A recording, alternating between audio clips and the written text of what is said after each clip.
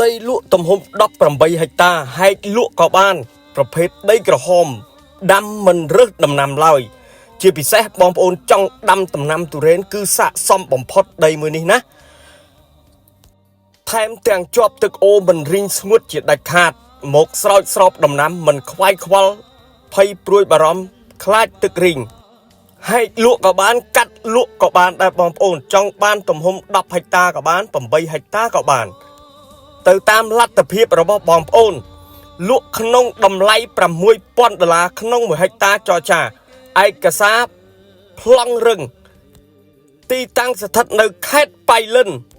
មើលតែលបាយដីបងប្អូនអស់ទោះឲ្យម៉ត់ខៃតែម្ដងបើសិនជាបងប្អូនចង់ទិញក្នុងទំហំទៅតាមលទ្ធភាពអាចកាត់សូមបញ្ជាក់ណាបាទអរគុណច្រើនពីខ្ញុំបាទកុសលផលបុណ្យ